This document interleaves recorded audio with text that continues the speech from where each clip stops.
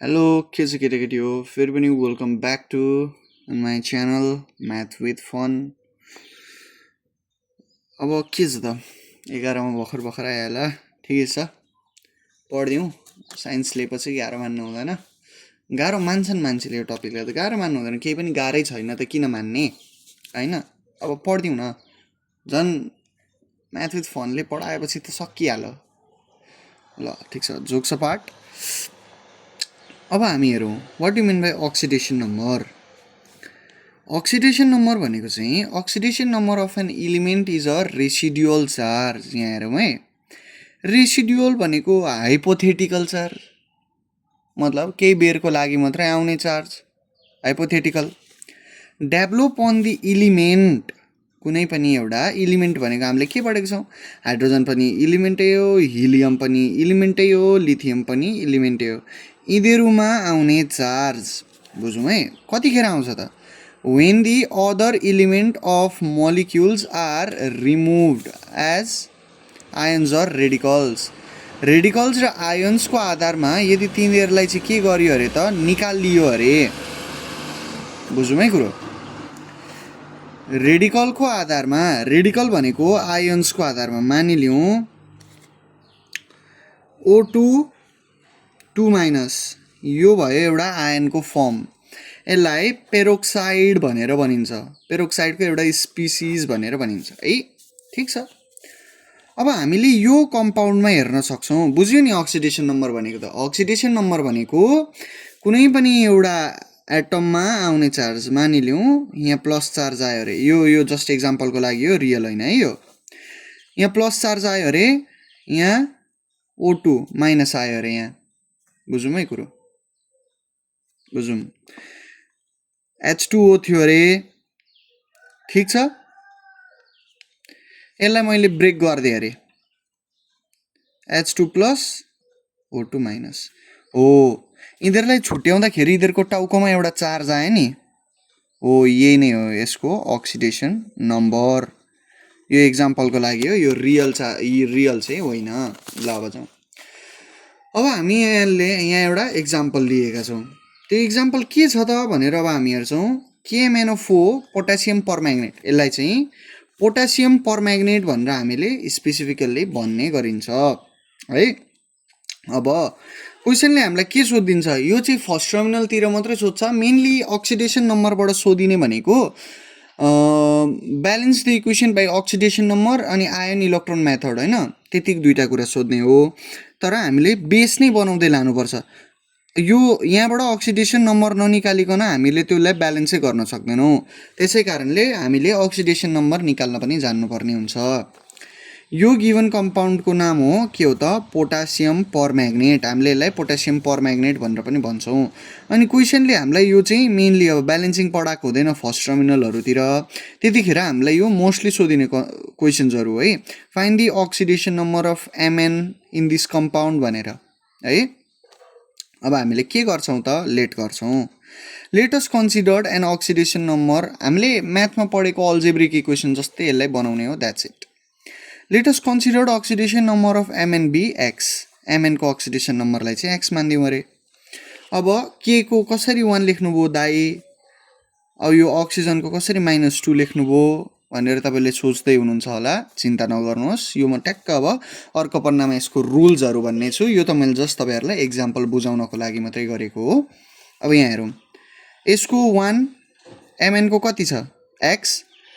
अब यहाँ 4 कसरी आयो होला दाई भन्नुहुन्छ होला, किनभने यहाँ हेरौँ है हामी, यहाँनेरि O4 छ, एउटाको पो त -2, चारवटाको त 4 टाइम्स -2 हुनु पऱ्यो, ठिक छ। यसलाई इन्टरचेन्ज गर्ने अनि यहाँबाट प्रोसेस, 4 2 जा -8, 1 को 1 आयो, -8 लाई यता लग्यो, यो पोजिटिभ 1 यता जाँदा कति भयो त, -1, र एक्सको भ्यालु कति आयो त, 7 आयो। भनेपछि हामीले के बुझ्नुपर्छ त, KMnO4 मा एक्सको अथवा Mn को म्याङ्गनिजको अक्सिडेसन नम्बर कति हुँदो रहेछ त, 7 हुँदो रहेछ भनेर बुझ्नु पर्यो है। यो एकचोटि अब स्क्रिनसट पनि लिन सक्छौ तिमीहरू, यही हो। योभन्दा टिचरहरूले पनि डिस्क्राइब गराउँदैन, जसले जे भने पनि मेन अक्सिडेसन नम्बर भनेकै यही हो है। अब हेरौँ यहाँ रुल्स फर असाइनिङ अक्सिडेसन नम्बर। अब अक्सिडेसन नम्बर कसलाई कति राख्ने के दिने भन्ने कुरामा अघि मैले यहाँ कहाँ गयो यहाँ डिस्क्राइब गरे जस्तै 1 कहाँबाट आयो -2 कहाँबाट आयो त्यो अब हामीले रुल्सबाट हेर्न सक्छौँ। अब हेरौँ है हाइड्रोजन काहीँ जहीँसुकै हाइड्रोजन आयो भने पनि +1 लेख्ने है +1 लेख्ने। एउटा एक्सेप्सन छ। अब यहाँ एक्सेप्सन भनेको त्यो कुराको लागि चाहिँ यो फलो हुँदैन है भनेर खोजिएको हो। इन मेटल हाइड्राइड्स भनेको चाहिँ कुनै पनि हाइड्रोजन यदि त्यो गएर केसँग रियाक्ट भयो अरे त मेटलसँग रियाक्ट भयो अरे मेटलसँग रियाक्ट हेर न गुप्लुगु मेटलसँग यहाँ सोडियम हाइड्रोक्साइड बनायो अरे यो केसमा चाहिँ हाइड्रोजनको अक्सिडेसन नम्बर कति अरे त -1 हुन्छ अरे। तर यो क्लास 11 मा चाहिँ लागू हुँदैन। हामीले जेनरली युज गर्दा चाहिँ +1 नै युज गरेको हुन्छ। यो एक्सेप्सनवाला केस चाहिँ हामीले युज गर्नु पर्दैन। एज जस्ट अब एक्सेप्सन हो भनेर मैले भनिराखेको हो। यो चाहिँ घोक्ने नै हो। यो के गर्ने दाइ भन्ने होला तिमीहरूको आइडिया यो घोक्ने हो। अब अर्को हेरौँ हामी यहाँ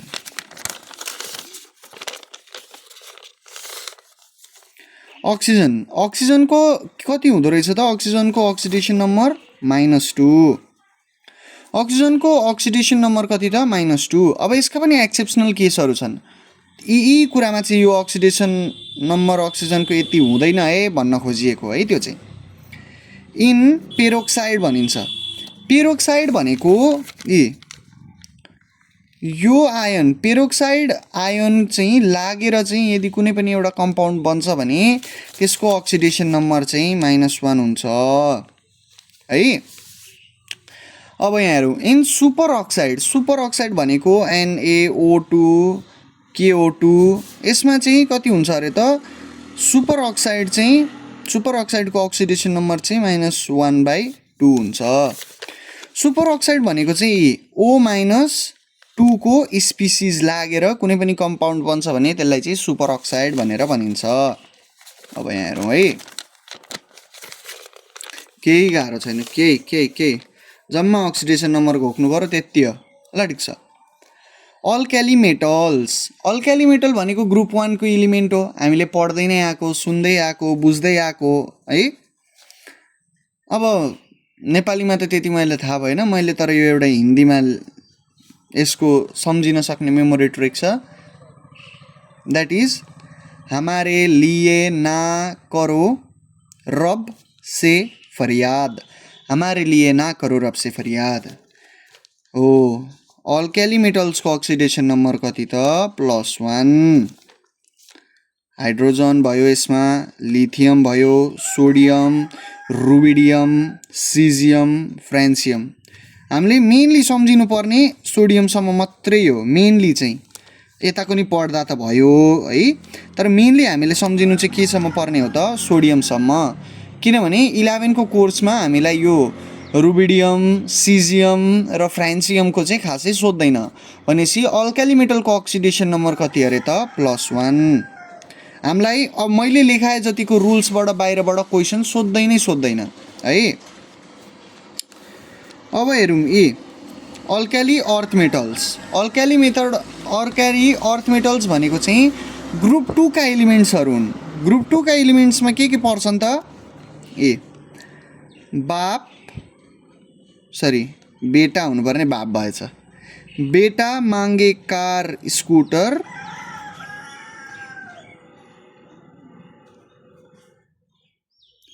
बाप राजी।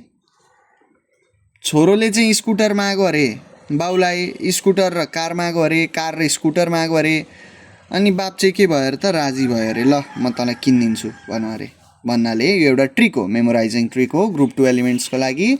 अनि यसको अक्सिडेसन नम्बर भनेको +2 हुन्छ। अनि बेरिलियम म्याग्नेजियम क्याल्सियम स्ट्रोन्टियम बेरियम र रेडियम मेनली हामीलाई चाहिँ यहाँसम्म मात्रै के गर्छ त क्वेसनमा दियो भने दिइहाल्छ है। क्वेसनमा यतिसम्म मात्रै दिन्छ। स्ट्रोन्टियम अनि बेरियम र रेडियम चाहिँ खासै सोधिने खालका होइनन्। अब यहाँ हेरौँ हेलोजन्स ग्रुप तिमीहरूले 11 मा पनि पढ्नुपर्छ। 11 मा यसको होल एउटा च्याप्टरै हुन्छ जसमा पनि हामीले पढ्नुपर्ने भनेको क्लोरिन, फ्लोरिन, ब्रोमिन र आयोडिन। अब यो दाइले किन यसरी लेख्यो होला भनेर सम्झिन्छौ भने यो चाहिँ सम्झिन सजिलो होस् भनेर। क्लोरो, फ्लोरो, ब्रोमो, आयोडियो, क्लोरो, फ्लोरो, ब्रोमो, आयोडियो। यसको चाहिँ अक्सिडेसन नम्बर कति त -1 है। ल ठिक छ। अब elements in the free state भनेको सिङ्गलै बसेको छ अरे। अब सिङ्गल बसेको छ भन्नाले चाहिँ कस्तो त H2 + O2 यसले दिन्छ H2O हो। यो स्टेटमा यसको अक्सिडेसन नम्बर कति त 0। यो स्टेटमा यसको अक्सिडेसन नम्बर कति 0 हो। यो क्वेसनले चाहिँ त्यही भनेको हो है। अब एउटा एक्सेप्सन छ।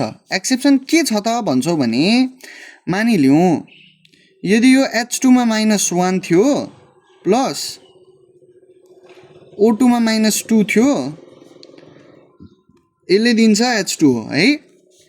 यसले दिन्छ H2O। अब के भन्दैछ त भने हाइड्रोजनको चाहिँ मलाई के निकाल अरे त अक्सिडेसन नम्बर निकाल त भाइ भनेर सोध्यो भने कसैले के लेख्छौँ त हामीले यसको अक्सिडेसन नम्बर यहाँ टुप्पोमा हेर्ने ए कति छ -1 सकिगयो गाह्रो छैन। यहाँ हेर्ने यहाँ कति छ -2 यहाँ कति लेख्ने -2 सकिगयो। धेर दायाँ बायाँ कुरा केही गर्नुपर्ने नै छैन। एकचोटि यो स्क्रिनसट ल्याऊ तिमीहरू। रुल्स फर असाइनिङ अक्सिडेसन नम्बर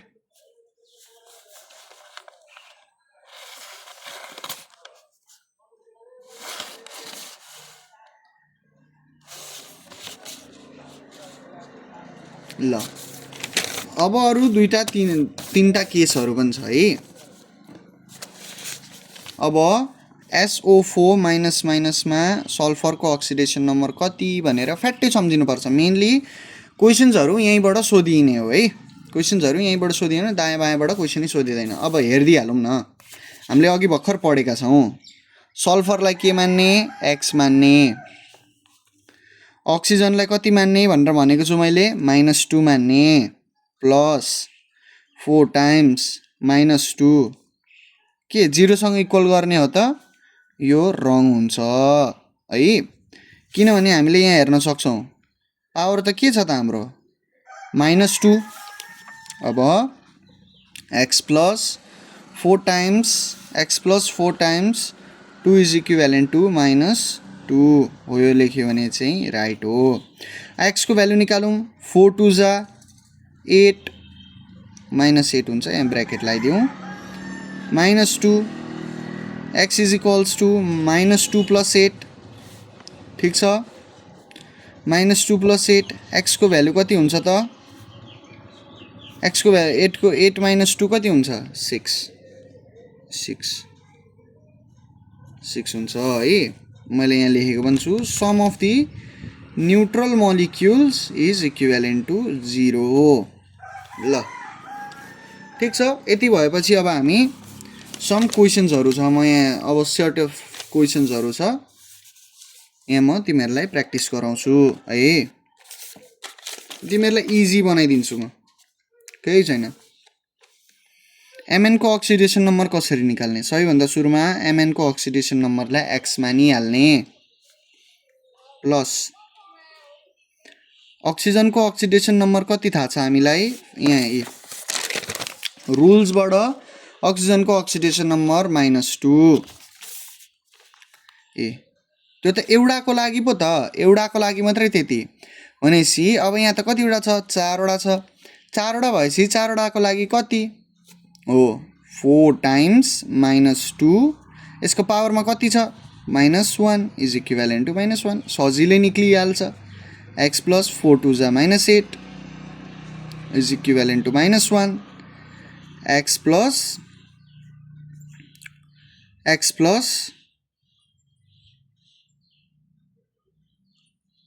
के हुन्छ त भने -8 लेख्थ्यौँ प्लस लेख्नु पर्दैन -1 x is equivalent to 8 - 1 x is equivalent to 7 कति आयो त अक्सिडेसन नम्बर 7 है। अब यहाँ H2S मा हेर्दिम H2S मा कति हुन्छ त के को निकाल्नु भन्छ हामीलाई सल्फरको सोध्छ सल्फरलाई के मान्दिने x मान्दिहाल्ने हाइड्रोजनको कति +1 दुईटा कतिवटा एउटाको लागि पो त +1 दुईटाको लागि इन्टु 2 प्लस सल्फरलाई x मान्दिने प्लस 4 टाइम्स -2 अक्सिजनको -2 यहाँ रुल्सबाटै हामीले हेर्न सक्छौं हाइड्रोजनको +1 अक्सिजनको -2 ठीक छ इज इक्विभ्यालेन्ट टु कति हुन्छ 0 पावर कति छ होलमा हेर्ने कति पनि छैन भने 0 राख्ने 2 प्लस x प्लस 4 2 जा 8 ब्र्याकेटमा -8 is equivalent to 0 x is equals to 8 - 2 अब यति चाहिँ बुझ्नुपर्छ है यति चाहिँ बुझ्नुपर्छ कति आयो त 8 - 2 यति आयो 6 अब यहाँ हेर्दै नतर्सिहाल्ने ला K2Cr2O7 आजसम्म सुनेको छैन नभन्ने सक्यो आनन्दले बस्ने K2Cr2O7 K2Cr2O7 भनेको अघि मैले पढाएको छु तिमीहरूलाई